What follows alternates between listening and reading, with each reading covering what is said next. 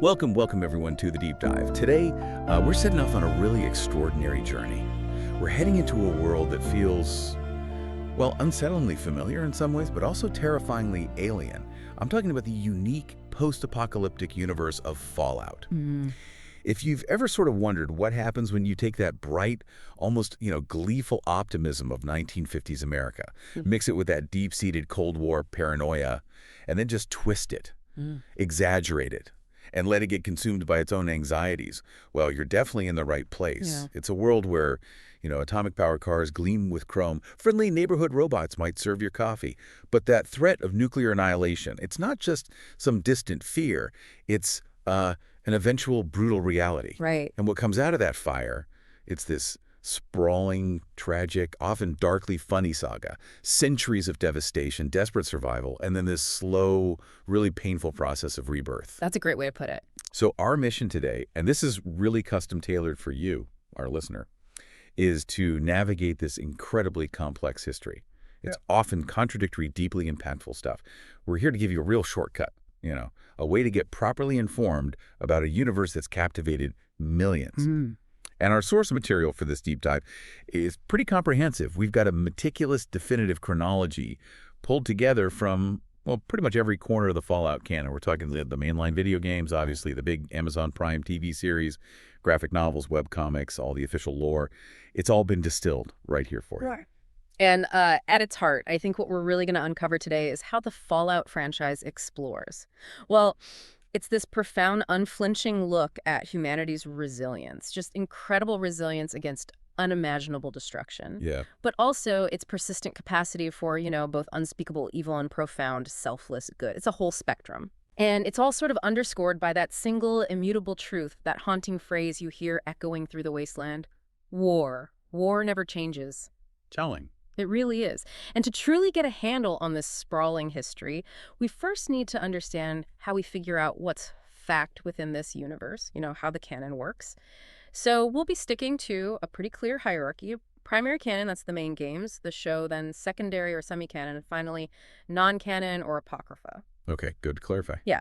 Okay, so let's unpack this. Let's really dive into the world that was and the chilling, often calculated reasons it became the world that is. The world that was a retrofuturistic nightmare, pre-war era. All right, let's set the scene then. Our journey into the Fallout timeline, it actually starts somewhere that feels, well, almost spookily familiar to our own history. This period, known as the Great Divergence, stretching roughly from 1945 to about 2051, it shows how our world and the Fallout world ran almost side by side for decades.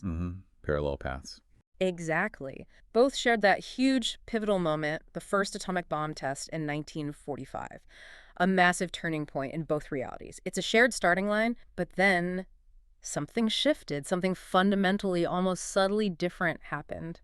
And it sent them careening down wildly different paths. That's right. And the critical split, the moment the Fallout timeline really breaks away from ours, it comes down to a seemingly minor technological detail, but one with just monumental consequences. Yeah. The fundamental failure to invent and, crucially, widely adopt the transistor. The transistor seems so small. Right. But think about it. In our world, the transistor, invented in '47, it was revolutionary. It led straight to miniaturized electronics, microchips, the whole digital age. It transformed everything, computing, communication, you name it. Sure, my phone wouldn't exist. Exactly. Yeah. But in Fallout, that path, it wasn't taken, or maybe not widely embraced for everyday stuff.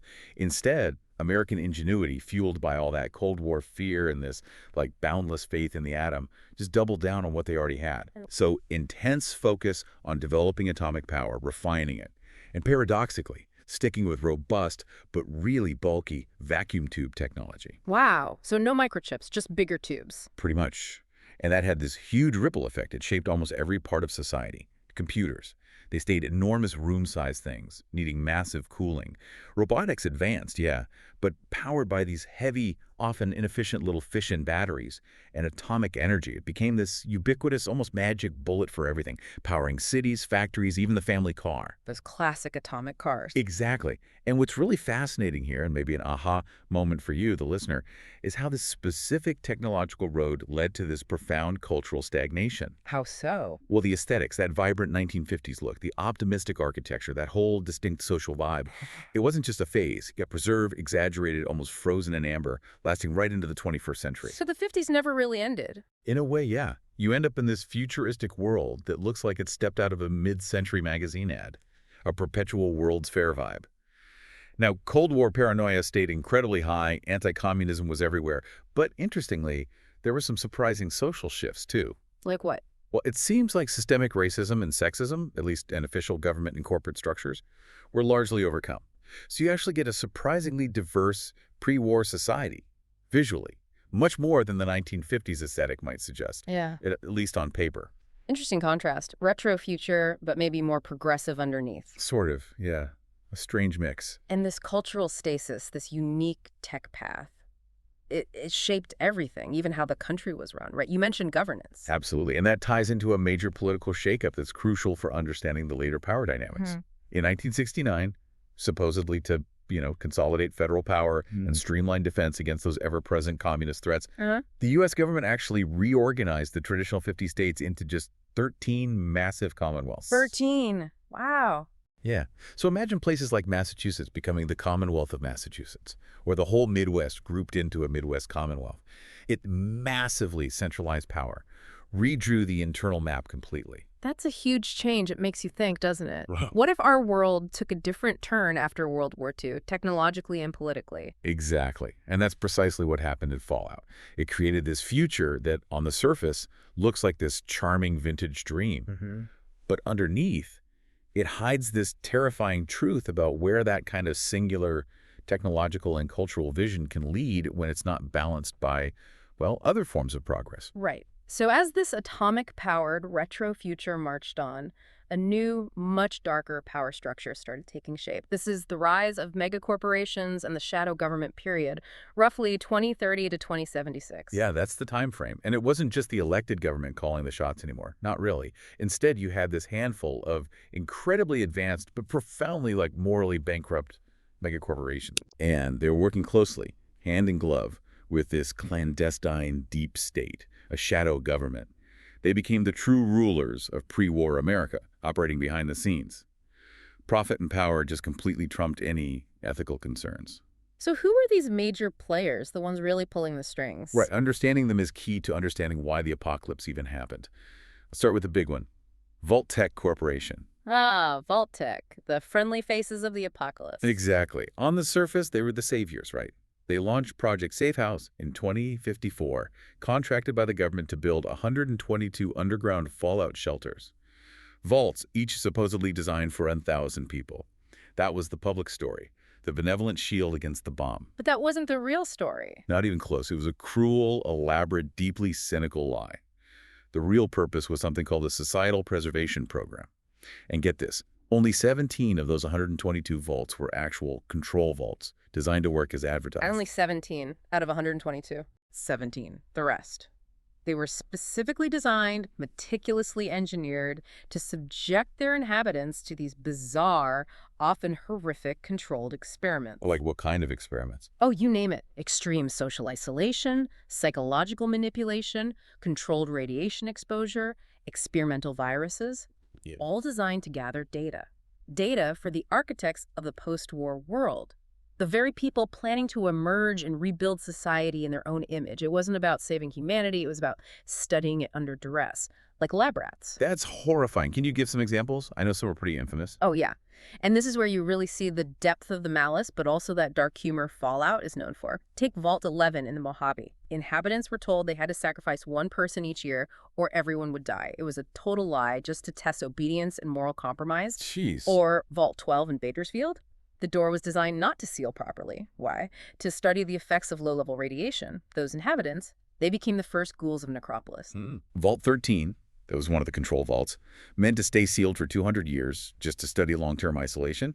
But then you get the truly weird ones. Vault 43, populated with 20 men, 10 women, and 1 panther. A panther? Seriously? Seriously. No explanation given, just data, presumably on extreme stress. Or Vault 69, 1 man, 999 women. Okay, this was something. Right. Or Vault 87, In the capital wasteland, direct FEV exposure to create super mutants. Vault 95 housed recovering drug addicts, then unlocked a hidden stash of chems after 5 years to test resilience. Vault 111 cryogenic freezing under the guise of decontamination.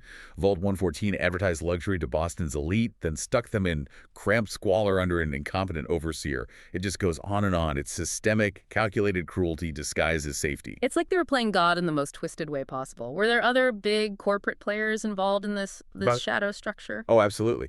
Vault-Tec wasn't alone. You had Robco Industries, founded in 2042 by the brilliant but incredibly arrogant Robert House. Mr. House of New Vegas fame. The very same. Pre-war, Robco dominated robotics and software. They created the Unified Operating System, or UOS, that ran basically everything and iconic robots like the Protectron.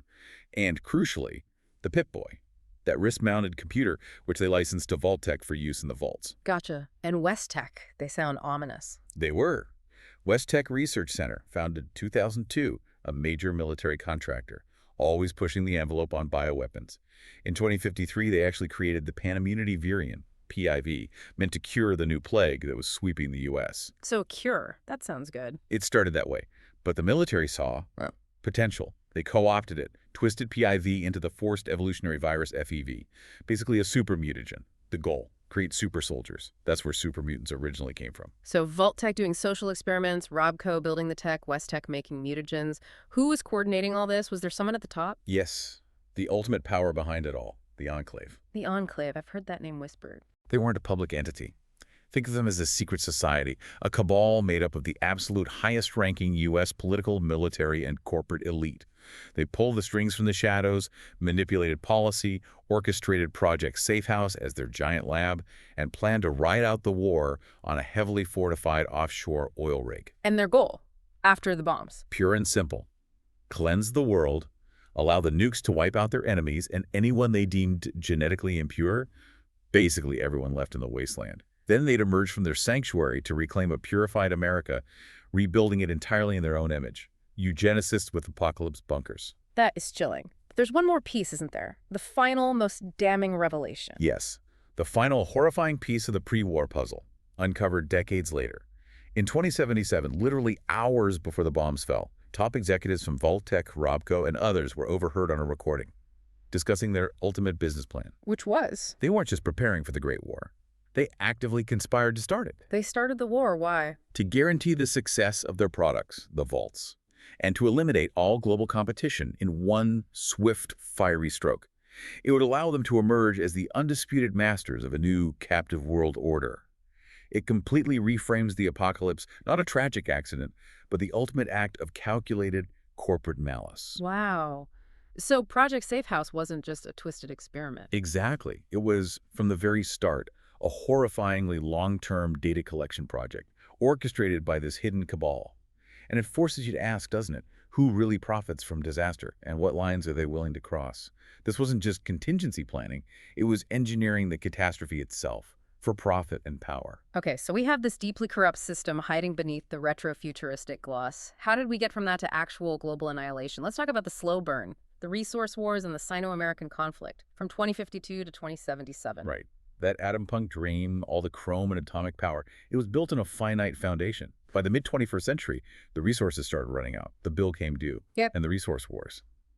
They were the death rattle of the old world. So it starts with oil, right? 2052. Exactly. Global oil reserves dwindle. The European Commonwealth gets desperate, invades the Middle East. Brutal war erupts. The United Nations, totally ineffective, just dissolves in July. And things escalate quickly. Very quickly. 2053, 2054, the Euro-Middle Eastern War goes nuclear. A terrorist nuke hits Tel Aviv. Limited exchange follows. At the same time, the new plague hits the U.S. Hard quarantines, unrest, paranoia sky high. Perfect storm. Pretty much. Yeah.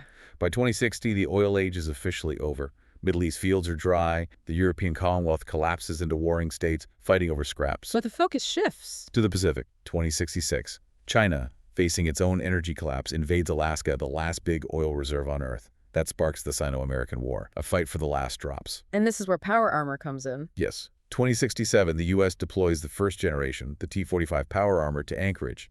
It halts the Chinese advance, but leads to this brutal, grinding stalemate. Things get even dirtier, though. They do. 2072 to 2076, the U.S. annexes Canada, a neutral country, just to secure supply lines to Alaska. Sparks riots, insurgency up north. Then the U.S. counter-invades mainland China. June 2076, they deploy the new T-51 power armor. That's decisive. It routs the Chinese forces on their own turf. So America is winning. Militarily, yes. Yeah. By January 2077, they achieve final victory in Alaska. The war seems over.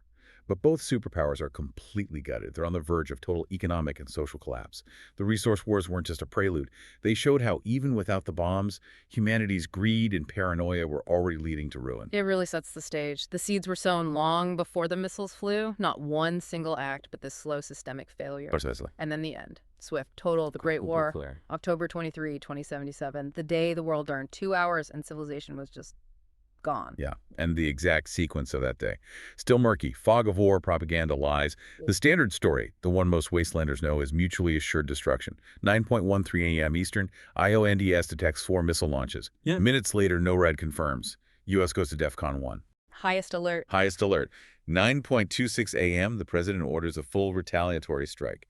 9:42 a.m., the first Chinese warheads hit the U.S., Pennsylvania, New York. But the conspiracy? Vault-Tec. But the conspiracy. That revelation throws everything into doubt. It's entirely possible, maybe even likely, that the first launch wasn't China or the U.S. It could have been the corporate cabal triggering the apocalypse they'd planned for their ultimate product launch. Does it even matter who fired first at that point? Honestly, No. no, not when the result is total annihilation. Blame is meaningless. The why is what matters. A world pushed to the edge by greed, resource depletion, lust for power.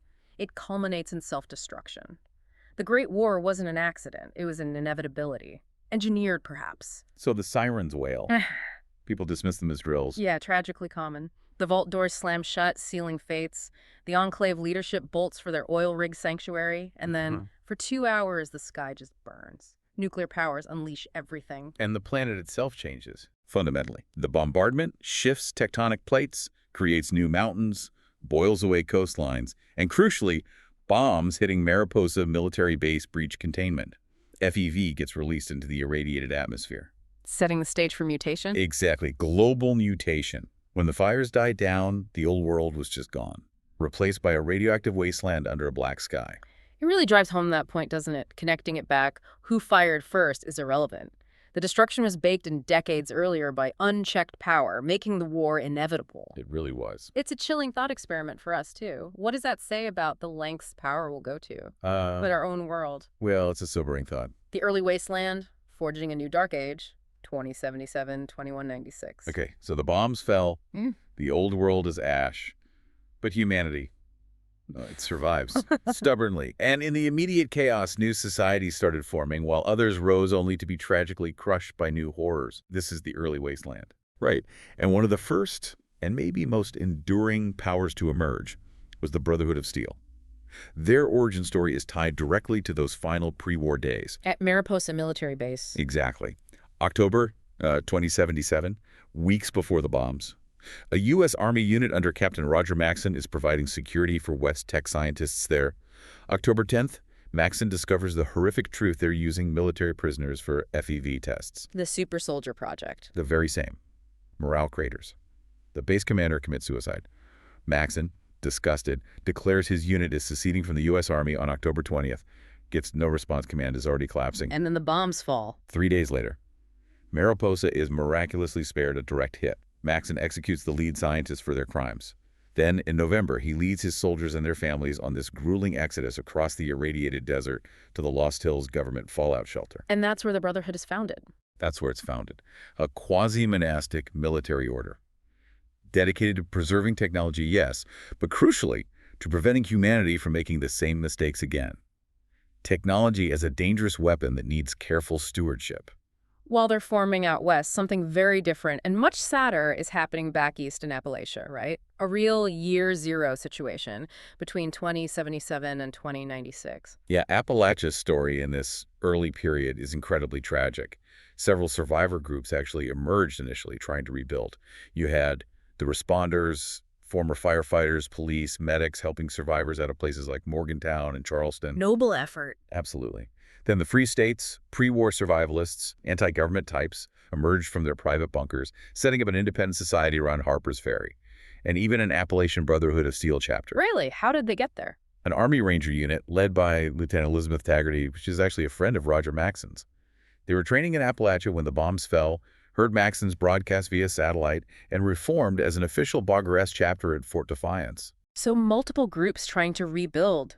What went wrong? In a word, the Enclave, or specifically the Appalachian branch, operating secretly from a bunker under the White Spring Resort. They were there too. They were, and they started doing reckless FEV experiments on the local bat population. Oh, yes. This created the first scorched beasts, terrifying mutated flying monsters.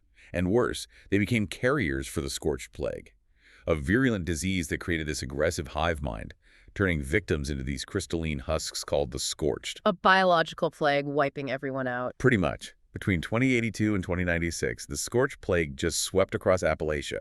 It overwhelmed and destroyed everyone. The responders, the Free States, even Taggarty's Brotherhood chapter. Completely wiped out. Leaving nothing. Just ghosts, haunting radio messages, holotapes. It established a true year zero for the region, a desolate graveyard, a narrative vacuum almost for you, the listener, to imagine stepping into. A blank slate born of total tragedy. Wow. A stark reminder of how even the best intentions can be just, obliterated by something unforeseen. But Appalachia wasn't finished. Despite that year zero, there was a rebirth, Reclamation Day, and the new Appalachia, starting 2102. Exactly. October 23, 2102. Precisely 25 years after the Great War. The door of Vault 76 rolls open. Vault 76, the one with America's best and brightest. That's the one. Hand-picked survivors emerge with a mandate from Vault-Tec to reclaim and rebuild the wasteland. Their initial mission for the players was following their overseer's trail, uncovering the fates of those lost factions, and learning about the scorched plague. And finding a solution. Ultimately, yes. The overseer's final mission, past the Vault Dwellers, was securing Appalachia's 3 hidden nuclear missile silos. This culminates in the player character using those pre-war nukes. Launching more nukes. To launch a tactical strike on Fisher Site Prime, the main Scorched Beast nest. The goal: to draw out and destroy the Scorched Beast Queen. Did it work? It did. Killing the Queen severed the hive mind connection, finally ending the Scorched Plague's grip on Appalachia. It paved the way for people to return. And people did return. They did. In 2103, the Wastelanders' expansion saw 2 major groups arrive. Industrious settlers built the town of foundation, and formidable raiders took over a crashed space station, creating Crater. Both were drawn initially by rumors of treasure, the U.S. gold reserve hidden in Vault 79. Wow. And the Brotherhood came back too. In 2104, yeah. Steel Dawn and Steel Rain, an expeditionary force from Lost Hills led by Paladin Layla Romani, arrived looking for Taggarty's lost chapter and any dangerous tech. But they were immediately plagued by internal conflict, Romani's pragmatism versus Night Shin's rigid adherence to the old codex. So Appalachia is still evolving. Constantly. It's probably the most dynamically changing region in the whole Fallout universe right now, with ongoing stories shaping its future. Okay, while Appalachia deals with plagues and rebuilding back on the West Coast, a different kind of monster is brewing. The Master's Unity, from around 2102 to 2161. This sounds foundational. It absolutely is. This story starts June 27, 2102. A scavenger, former Vault resident named Richard Gray, is exploring the ruins of Mariposa Military Base, the FEV origin point. Uh-oh. Yeah. During a fight, he gets knocked into a vat of FEV. Doesn't kill him. Instead, it starts this grotesque transformation over years. He mutates, fuses with machinery, absorbs other organisms, literally integrates with the base computers. Becoming the Master. He develops immense psychic powers, and in his warped state, he decides humanity is flawed, destined for self-destruction. He sees FEV as the cure, the tool for salvation. Salvation through mutation. Exactly. Creating a new race, super mutants, powerful, intelligent, but sterile. His grand plan, the Unity, was the forcible evolution of all humans into super mutants, to eradicate conflict, jealousy, war, by making everyone the same. A horrific kind of utopia. Precisely. He gathered human cultists. The children of the cathedral built his super mutant army and set up shop in a hidden vault beneath the cathedral ruins in L.A. Which leads us straight into the original Fallout game, the Vault Dweller's Journey, 2161-2162, the first hero. That's right. 2161. Crisis in Vault 13, one of those control vaults, sealed for 84 years. The water purification chip fails. Water's running out. So the Overseer sends someone out? One person, the player character, known only as the Vault Dweller. Mission: find a replacement chip in the wasteland. They emerge into this primitive but budding Southern California, Fledgling towns like Shady Sands, Junktown, the Hub, early signs of rebuilding. And they run into the Brotherhood. They do. Make first contact. The Brotherhood are wary, reclusive, but they see a potential ally against the growing threat. The super mutants. Exactly. The quest for the water chip becomes this desperate race to stop the Master's army from overrunning everything. The Dweller learns about the Master, his Unity plan. Does the Brotherhood help? Crucially, they provide training, advanced gear. With their aid, the Vault Dweller assaults Mariposa, destroys the FEV'd, cutting off the supply of new mutants. And the confrontation with the Master. They infiltrate the cathedral, confront him. It's a battle of wits. The Dweller proves, scientifically, that the super mutants are sterile. The Master's entire vision is a genetic dead end. A path to extinction, not salvation. How does the Master react? Realizing his failure, his entire life's work is flawed. He triggers his lair's self-destruct. Utter despair. So the Vault Dweller returns a hero, saves the vault, stops the Master. Returns a hero, and gets exiled. Exiled? Why? The Overseer, terrified that the Dweller's stories of the outside world will make others want to leave, disrupting their isolated society, refuses entry. Fear won out. Harsh. What happens to the Dweller? Joined by loyal followers from the Vault, the canonical male protagonist travels north, founds the tribal village of Arroyo, eventually has a daughter who becomes the village elder. Wow. Foundational is right. Sets up that whole cycle. Resilience against forces trying to control or destroy humanity. The Master thought he was saving everyone. He genuinely did. But his solution was horrific, a false promise. And it poses that deep ethical question for you, the listener. Is a solution that erases individuality and free will worth it for the sake of unity? What does that dilemma tell you? It's a core Fallout theme right there. The Rise of Nations Rebuilding and New Threats. 2197, 2281. Okay, Master defeated, early settlements forming. But the Brotherhood of Steel, they weren't entirely unified, were they? This brings us to the Midwest campaign around 2197, a schism. That's right. After the Master's defeat, there was a big ideological fight within the Brotherhood back at Lost Hills. A progressive faction argued they needed to recruit outsiders to survive and expand their influence. Clashing with the isolationists. Exactly. The traditionalist elders wanted to hoard tech and stay pure. They couldn't agree, so the dissenting group was essentially exiled, sent east on airships, supposedly to hunt down remnants of the Master's army. An exile disguised as a mission. Pretty much. But disaster struck. A huge lightning storm hit the fleet, crashed the airships, scattered the survivors across the Midwest near Chicago. Cut off completely. Completely. So out of necessity, they formed the Midwestern Brotherhood of Steel.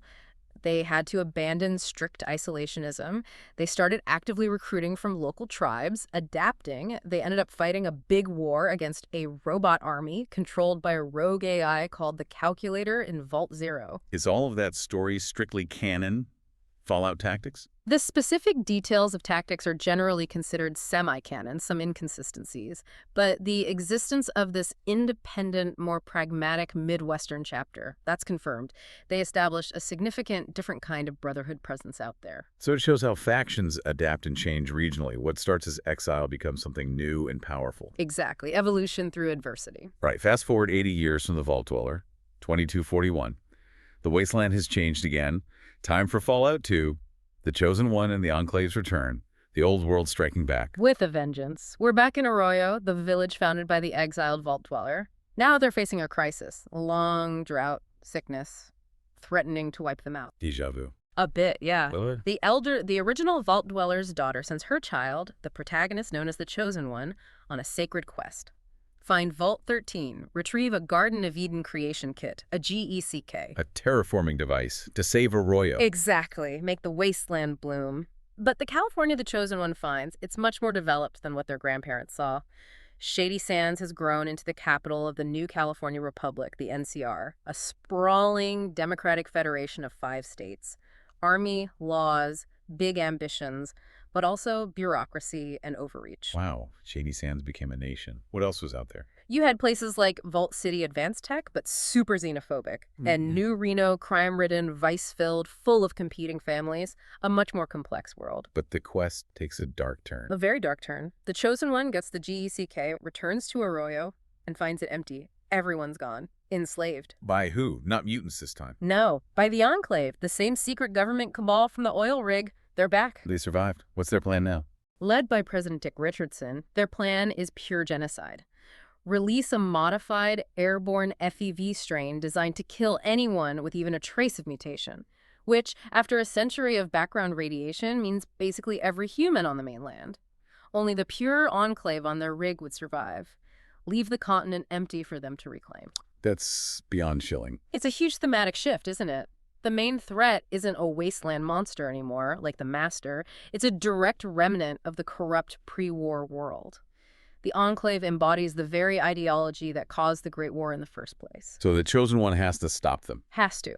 They track the Enclave to the Poseidon oil rig. Daring assault frees the people of Arroyo and the captured original residents of Vault-13, who the Enclave had grabbed for more FEV tests. Took Vault-13 too. Yep. The Chosen One then sabotages the rig's reactor, massive explosion, obliterates Enclave HQ, kills President Richardson, and kills their ultimate weapon, the cyborg supermutant Frank Horrigan. And Arroyo. The survivors return, use the GECK, transform Arroyo into a thriving new city. A hard-won victory, but a stark reminder that the ghosts of the pre-war world are incredibly hard to kill. Okay, let's jump across the country again. East Coast. Ruins of Washington, D.C. Time for Fallout 3 and the Capital Wasteland, 2258 to 2278. A story of hope and sacrifice. Very much so. It starts in 2258. Brilliant scientist James is leading Project Purity, building a huge water purifier in the Jefferson Memorial to clean the Potomac. But his wife, Catherine, dies in childbirth. Tragic. Devastated, James abandons the project, takes his newborn child, and seeks refuge in Vault 101, that weird vault designed to stay sealed forever under a dictator overseer. His child, the future lone wanderer, grows up there, totally unaware of the outside world, until 2277. 19 years later, James suddenly flees Vault 101. The lone wanderer, now a young adult, is forced to escape the sealed vault to find him. Emerges into this war-torn capital wasteland, caught between two major powers. Who's fighting over D.C.? On one side, the East Coast Brotherhood of Steel, led by the altruistic Elder Owen Lyons. His chapter broke from the main boss mission. Instead of just hoarding tech, they actively protected wastelanders from supermutants and raiders. A more heroic interpretation of the Brotherhood. And the other side. The resurgent Enclave, regrouped after their West Coast defeat, now commanded by a sophisticated ZAX AI calling itself President John Henry Eden, with Colonel Augustus Autumn as the human commander on the ground. So Wanderer finds Dad. Eventually reunites with James at Project Purity. But it's brief. Colonel Autumn and the Enclave storm the place, wanting the purifier. James sacrifices himself, floods the chamber with radiation to stop them. Heroic death. Leaving the Wanderer to finish the job. Exactly. Following James's wishes, the lone wanderer, with critical help from Lyons Brotherhood and their reactivated giant robot, Liberty Prime. The one and only. They retrieve a GECK from FEV-infested Vault 87. After a huge battle at the memorial, the Wanderer defeats the Enclave forces there and activates the purifier. Clean water for the capital wasteland. A massive victory for hope. And the Wanderer survives this. Canonically, yes. The Broken Steel DLC confirms the Lone Wanderer survives, helps the Brotherhood mop up the remaining Enclave presence, and their story continues with adventures in the Pittsburgh, Point Lookout, Maryland Swamps, Operation, Anchorage, Alaska Simulation, and even Mothership Zeta, alien spaceship. Quite the journey. It really highlights individual choice and sacrifice, doesn't it? How far would you go to fulfill a loved one's dream, facing down these huge powers? It's about finding hope against all odds. Absolutely. A very powerful narrative arc. Okay, 4 years after Project Purity, 2281, focus swings back west, Mojave Wasteland, New Vegas, the Mojave conflict, a four-way struggle. This sounds messy. Oh, it's incredibly messy. And the stage is set by the graphic novel All Roads. Benny, charismatic leader of the Chairman family, on the strip plots to intercept a valuable package, hires great cons to ambush the courier. And the courier is the player. Is you, the player character in Fallout, New Vegas. The game opens with Benny shooting you in the head, leaving you for dead in a shallow grave, miraculously found by a Securitron robot, Victor, revived by Doc Mitchell in Goodsprings. Shot in the head and survived. Rough start. Rough start. You set out for revenge and to recover the package. A seemingly simple poker chip, the Platinum chip. But that quest throws you right into the middle of this massive four-way power struggle for the whole region. The ultimate prize. Hoover Dam. Power and clean water. Control the dam, control the Mojave. Okay, who are the four factions fighting for the dam? All right, first, the New California Republic, NCR. They've expanded massively into the Mojave, bringing their laws and democracy, but they're seriously overstretched, bogged down in bureaucracy, struggling to hold territory. Yeah, the NCR. Who else? Caesar's Legion, a brutal totalitarian slave army. modeled on ancient Rome, obsessed with conquest and discipline, led by the intelligent, ruthless Caesar. Their goal: conquer the Mojave, destroy the degenerate NCR, impose their harsh order. NCR versus Legion sounds like the main conflict. It's a major one, but there's also Mr. House, the enigmatic ruler of the New Vegas Strip.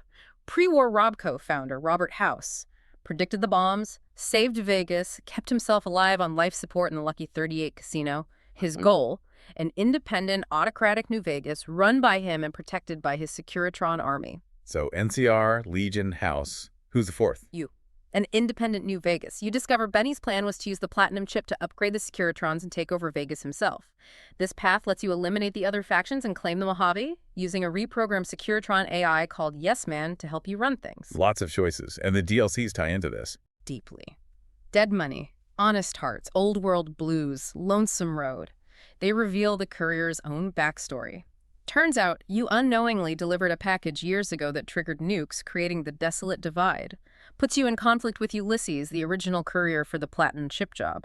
Adds layers of consequence and history. What's the canonical outcome of the battle for Hoover Dam? Who actually won? It's been debated forever. It has, but the Fallout TV series gives us some big clues. It strongly suggests a kind of messy, blended result. No clean win. The NCR likely won the battle, technically, held the dam for a while, but at a huge cost. A Pyrrhic victory. And the Legion. With Caesar dying of a brain tumor they likely fractured after the battle, declined as a unified threat. House's fate: unknown, but his influence clearly persists somehow. Basically, no single faction got total lasting victory. Fits the Fallout theme of power struggles never truly ending cleanly. So the Mojave is left in this precarious balance. It really is a microcosm of the whole universe, isn't it? All these ambitions, motivations, old scars, forcing you to choose who to back, what future to fight for, what compromises you make. Exactly. It's all about those choices and their consequences. The modern wasteland, old ghosts and new frontiers. 2287, 2296 plus. Okay, moving to the most recent game era, Fallout 4. Opens, strikingly, right in those last pre-war moments on October 23, 2077, setting the stage for the Commonwealth's secret war in 2287-2288, a war about what it means to be human. Precisely.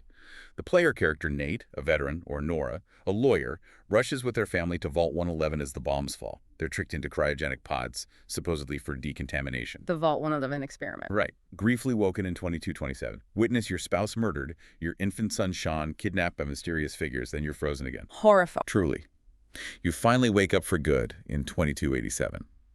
The sole survivor. Emerge from the vault into the ruins of the Commonwealth, Massachusetts. Your desperate quest to find Sean leads you straight into this hidden war over the future, centered on synths. Synths. The advanced androids. So advanced, they're indistinguishable from humans, sentient. And the Commonwealth is a battleground for factions with wildly different ideas about them. Who are the players in the Commonwealth? First, the Institute. Super secretive, technologically superior, operating from a hidden base under the old CIT ruins. Descended from pre-war MIT scientists. They created the synths. And their leader, Father. Is Sean. Your kidnapped son, now old. Exactly. A huge reveal. The Institute believes the surface world is lost. Synths are the future, the key to redefining humanity, even if it means replacing people above ground. Okay, the creators. Who else? The Brotherhood of Steel. They arrive dramatically on the Prydwen, their massive airship. Led by Elder Arthur Max and the young squire from Fallout 3, now a zealous leader. This Brotherhood is back to hardline roots. Synths are abominations, technology to be controlled or destroyed. They want to eradicate the Institute and all synths. So, Institute versus Brotherhood. Anyone else? Yes. The Railroad. A covert group, like the Underground Railroad, but for synths. Dedicated to liberating sentient synths from the Institute. Led by Desdemona, operating secretly, giving synths new memories, new lives, fighting for synth freedom. And there's a fourth option. The Minutemen. You, the sole survivor, can rebuild this volunteer militia. Their goal is simply protect settlements, help people survive, unite the Commonwealth under local control, a path focused on the common folk. And the player has to choose a side. Ultimately, yes. The main story forces you to align with one faction and lead them to victory, which means destroying at least two of the others, a major world-altering choice. Plus, DLCs add more adventures, fighting robots in Automatron, island mysteries in Far Harbor, becoming a raider boss in Nuka World, running your own vault in Vault-Tec Workshop. It really pushes that question, doesn't it? What defines humanity? Is a sentient machine less alive than a person? It forces you to grapple with that definition right at the heart of the Commonwealth's fate. A core philosophical conflict, absolutely. Yeah, let's tackle something recent and very impactful. The lore introduced by the Fallout TV series. Specifically, the California question and the fall of Shady Sands. This caused quite a stir, right? Oh. The NCR capital being destroyed. Oh, absolutely. A huge bombshell for the community. The initial confusion came from a chalkboard in the show dating the fall of Shady Sands to 2277. Which is before New Vegas. Exactly. New Vegas is set in 2281, and Shady Sands was definitely the thriving NCR capital then. So, a contradiction. Bethesda clarified quickly, New Vegas is absolutely still canon. The most logical explanation, and the one generally accepted now, is that 2277 on the chalkboard referred to when the classroom was last used, or maybe when the decline began. The actual nuclear destruction happened after New Vegas, probably mid to late 2280s. So New Vegas happened, NCR maybe won the dam, but then Shady Sands got nuked later. Seems so, which makes the NCR story even more tragic. Hoover Dam wasn't the dawn of a golden age. It was the last gasp of a republic about to have its heart ripped out. Who did it? Who nuked the NCR capital? The show revealed it was Hank McLean, overseer of Vault 33, Lucy's dad, but also a cryogenically preserved Vault-Tec executive, a ghost from the pre-war conspiracy. Your Vault-Tec again? Why? What was his motive? Twisted revenge and that warped Vault-Tec ideology. His wife, Lucy's mother, had fled the vaults years ago with the kids, finding refuge in Shady Sands. Hank saw this as the surface world stealing his family.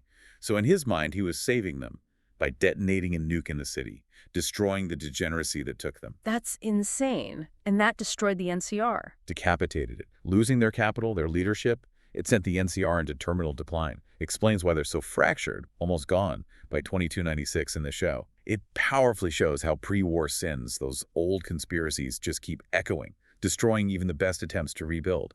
It's a prime example of how this narrative evolves, and how crucial understanding that canon hierarchy is. And yet the past just refuses to stay buried. Which brings us right up to the present day in the timeline, 2296. The first season of the Fallout TV series, A New California Story, the latest chapter. Exactly. It follows three protagonists whose paths violently collide. You've got Lucy McLean, the naive idealist from Vault 33, forced into the wasteland to rescue her kidnapped father, Hank. Then Maximus, the conflicted brotherhood of Steel Squire, hunting an escaped Enclave scientist, Dr. Wilsig, who holds the key to cold fusion energy. And hunting them all, the Ghoul, formerly Cooper Howard, pre-war actor, now a centuries-old, cynical bounty hunter who saw the conspiracy begin. And their quests uncover a lot. A ton. The Raider leader, Lee Moldaver, turns out she's a pre-war figure who knew Howard, now leading NCR remnants, desperate for that cold fusion core to restore power. And the biggest reveal, Hank, Lucy's dad. Not just a kidnapped overseer. He's a Vault-Tec executive from the secret management Vault 31, a true believer. And he was the one who nuked Shady Sands. Wow. So the show digs even deeper into that pre-war conspiracy, that Vault-Tec didn't just build shelters, they actively planned and maybe even caused the apocalypse. That's the strong implication. A deliberate, corporate-driven apocalypse, not just a tragic war. The weight of that planned malice is just immense. So how does the season end? Climactic confrontation. Moldaver activates the cold fusion core, bringing power back just before she dies. Hank escapes in power armor, heading east. Lucy, worldview totally shattered, abandons everything, the vault, the brotherhood, to pursue her father for answers, for revenge. Joined by the Ghoul, who has his own scores to settle with the old world architects. And where are they heading? The final shot shows them heading towards the glittering skyline of New Vegas, setting up a collision course in the Mojave for Season 2. It really forces you to ask, doesn't it? What would you do if everything you knew, your family, your whole world, was built on a lie? That level of betrayal, it changes everything. Fundamental betrayal. A core human drama set against this epic backdrop. Outro. Wow.